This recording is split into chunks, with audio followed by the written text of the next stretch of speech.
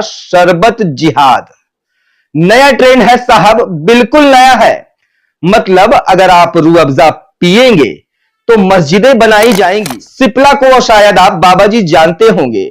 Medical जिहाद हो रहा है क्या यहाँ पे?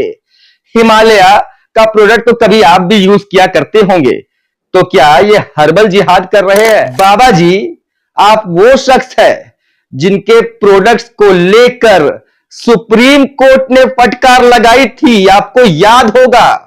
कोर्ट में आपको माफी भी मांगनी पड़ी थी। अब सवाल यह है, क्या अब मेडिकल यूनिवर्सिटी भी जिहाद हो गया है? आपको आपत्ति है तो मुकाबला कीजिए, क्वालिटी प्रोडक्ट बनाइए और जिहाद की चाशनी में नफरत घोलना बंद कीजिए। सबसे पहले नंबर पर आते हैं अजीम प्रेम जी, विप्रो। तो फिर क्या ये आईटी जिहाद कर रहे हैं?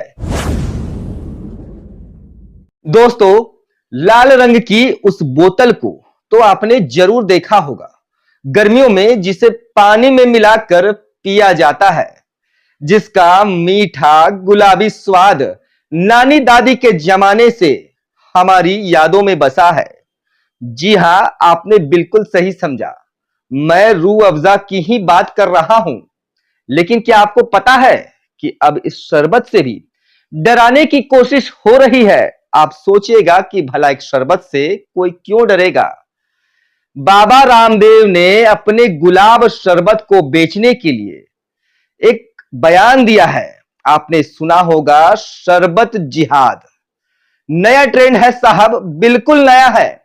मतलब अगर आप रूह अफ़ज़ा पिएंगे तो मस्जिदें बनाई जाएंगी, लेकिन अगर आप पतंजलि वाला शरबत पिएंगे, गुलाब वाला, तो गुरुकुल बनेंगे। अब बाबा जी ये नहीं बताते हैं कि पतंजलि के शरबत से या फिर पतंजलि कंपनी से उन्होंने 10,000 करोड़ का साम्राज्य और मोटा मुनाफा कैसे बना लिया। वो तो बाद में चर्चा करेंगे, पहले आपको बताते हैं कि रूह अफ़ज़ा का सच क्या है, जिस पर बाबा जी को इतनी जलन है।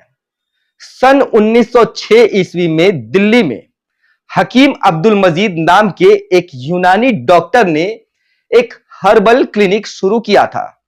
फिर उन्होंने ही बनाया एक ड्रिंक हीट स्ट्रोक और डिहाइड्रेशन से बचाने के लिए, और इसी ड्रिंक का नाम रखा उन्होंने रूह अफ़ज़ा।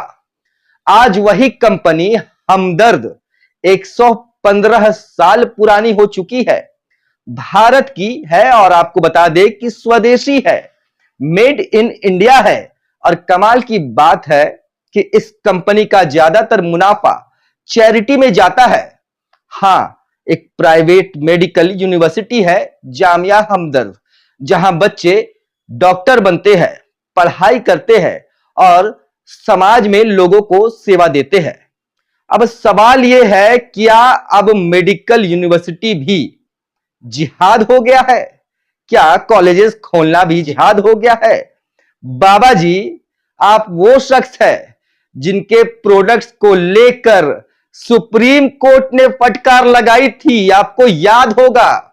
कोर्ट में आपको माफी भी मांगनी पड़ी थी, डॉक्टर्स ने विरोध किया था आपके प्रोडक्ट को, आप भूले नहीं होंगे शायद। और दर्जनों भ्रामक प्रचारों के आरोप आप पर लगे हैं, ना कि हमदर्द पर। आपको आपत्ति है तो मुकाबला कीजिए, क्वालिटी प्रोडक्ट बनाइए और जिहाद की चाशनी में नफरत घोलना बंद कीजिए। अपने प्रोडक्ट्स में सुधार लाइए। भारत के मुस्लिम बिजनेसमैन और ब्रांड्स अगर किसी कंपनी के मालिक मुसलमान होने की वजह से सजा भुगते या फिर उनको जिहाद करने का आरोप लगाया जाए, तो ये आपको बता दे कि इन लिस्टों को भी बाबा जी आप देख लीजिए।